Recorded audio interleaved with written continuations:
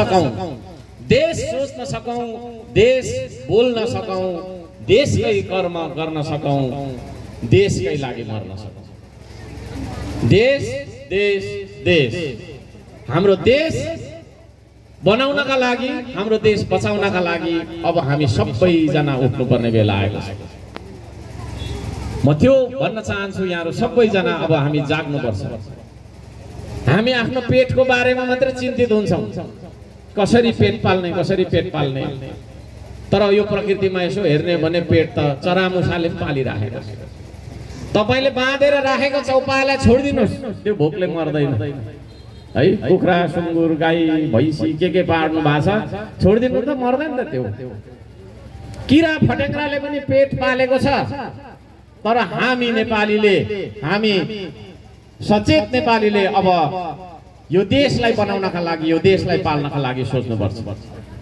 त्यसो भएको कारणले गर्दाखेरि देश सोच्न सकौं, देश बोल्न सकौं, देशको लागि पनि कर्म गर्न सकौं, आफ्नो पेटको लागि मात्रै होइन, देशको लागि पनि कर्म गर्न सकौं र देशकै लागि देशकै भएर मर्न सकौं। यो म अनुरोध गर्न चाहन्छु सम्पूर्ण आदरणीय गाईघाटवासी दाजुभाइ दिदीबहिनीहरू। हामी पसिनाको कुरा गर्छौं, हर्क साम्पाङलाई तपाईले चिन्नु भएको श्रम गर्छ भनेर मात्रै चिन्नु भएको हो, मलाई थाहा छ। तर म वर्षौं पहिलादेखि चेतनाको कुरा पनि गर्थे। हर्क साम्पाङले बनाएका गीतहरू, उसले लेखेका स्टेटसहरू, ती सम्पूर्ण कुरामा चेतनाको कुरा छ। हामी सचेत नबनिकन यो देशमा सुशासन छाउन सक्दैन आदरणीय दाजुभाइ दिदीबहिनीहरू। चेतना भनेको चाहिँ सही र गलत छुट्याउन सक्ने बौद्धिक क्षमता हो त्यो, र सहीको पक्षमा आफूलाई चाहिँ निडर भएर अटल भएर उभ्याउन सक्ने अठोटको कुरालाई हामी चेतना भन्छौँ।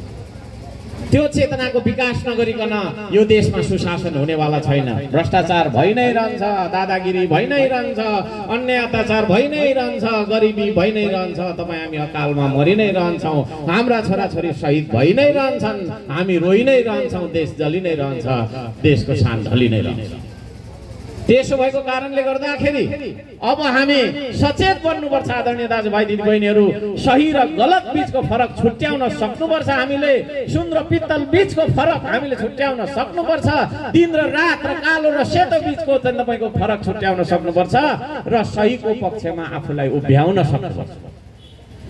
म यहाँलाई यो कुरा भन्न चाहन्छु, त्यस्तो हामी बन्ने हो, त्यस्तो हामी बन्ने हो। सुनिन मैले अलिकति मात्रै बन्ने रहेछ, त्यस्तो हामी सबैजना बन्ने हो।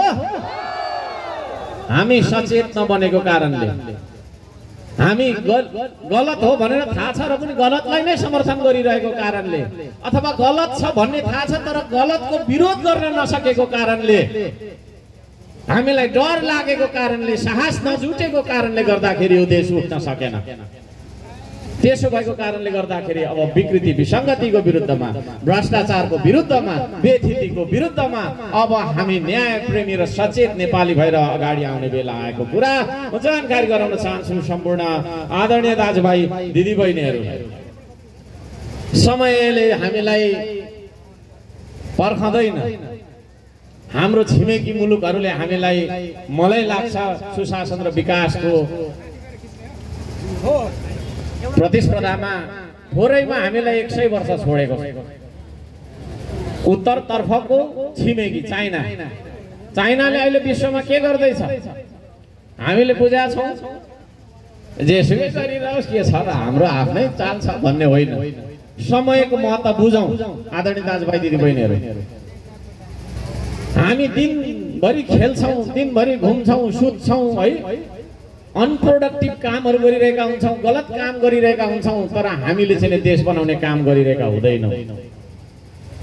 त्यसो भएको कारणले गर्दाखेरि समयले हामीलाई छोडिसकेको कुरा छ। अब अझ नछोडोस् भन्ने कुरा म यहाँलाई जानकारी गराउन चाहन्छु। समयको महत्त्व बुझ्न जरुरी छ। समयको महत्त्व बुझेर नै तपाईहरुले 1 बजी भन्नुभएको थियो, हामी 12:30 मै पर आएर चौरीमा बसेको। अरु मान्छे भएको भए यतिखेर आउँथ्यो होला। 3 बजी कति बज्यो? 2-3 बज्न हैन। समयमा हिँडौं, समयमा उठौं। नेपाली समय यस्तै हो, नेपाल त हो नभनौं, नेपाल त हो नभनौं। हाम्रो बानी त्यस्तो 2 बजेको बैठकमा 4 बजे जाने ढिलो जाने चाहिँ सबभन्दा ठुलो हुनु अरे ठुलो मान्छे त ढिलो जाने हो कहाँ छिटो जाने हो है त्यसले गर्दाखेरि हरेक कुरामा हामी ढिलो गरिरहेका छौँ हामी बिहान उठ्दा पनि ढिलो उठिरहेका छौँ हो किन मलाई चाहिँ निन्द्रा लाग्दैन 2 बजीतिर उठेर एउटा स्टेटस लेख्छु फेरि यति धेरै गाली लेख्ने मान्छे चाहिँ त्यो भन्दा पहिल्यै उठिरहेको हुँदो रहेछ है अचम्म लाग्छ विदेशतिर छन् होला साथीहरू कोरियातिर उता त छिटो उज्यालो हुन्छ नि त नत्र म चाहिँ 1 बजी नै यस्तो के चलाइदिन्छु कि के गाली आइहाल्छ यहाँहरू सबैजनालाई म